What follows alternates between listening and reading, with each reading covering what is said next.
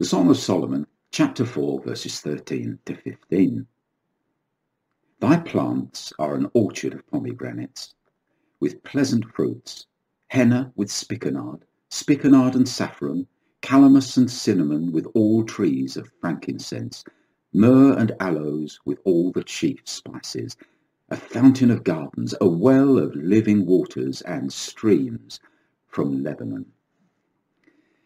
Now the Jewish translation begins, your arid fields, and then it names all the herbs and spices. Now I'm going to follow a train of thought based on that translation and emphasize something that we all know to be true, but that we can easily forget.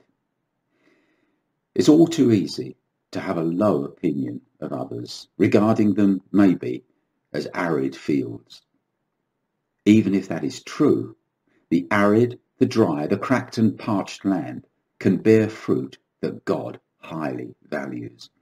We shouldn't underestimate anyone. And if you are one that is underestimated, and haven't we all been in that place, put it out of your mind. It is the value that God puts upon you that counts. And if we're tempted to underestimate someone, let's learn the art of seeing deeper. Paul said, wherefore henceforth know we no man after the flesh. Yea, though we have known Christ after the flesh, yet now henceforth know we him no more.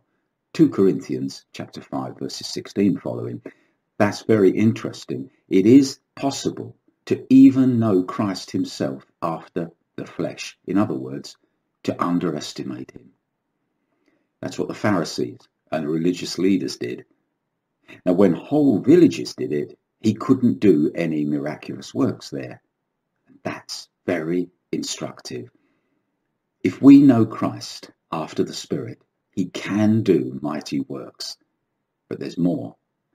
If we know one another after the Spirit, maybe we can help one another to do mighty works, or at least to step up a little higher. Here's a good question. How do I make people feel? Do I contend with them and always leave them feeling rattled or inferior or belittled? Do they breathe a sigh of relief when I'm gone? Do I offload my own troubles onto them? Am I careless with words and hurt them, even unknowingly? Am I always on a mission and others know it, and it makes them feel like an object? It happens. We can help one another so much, and life is so brief. I know someone who is patient and kind, doesn't envy or boast, isn't arrogant or rude, never insists on their own way, isn't irritable or resentful, doesn't rejoice at wrongdoing but rejoices with the truth. They bear all things, believe all things, hope all things. They endure all things. I wish that person was me.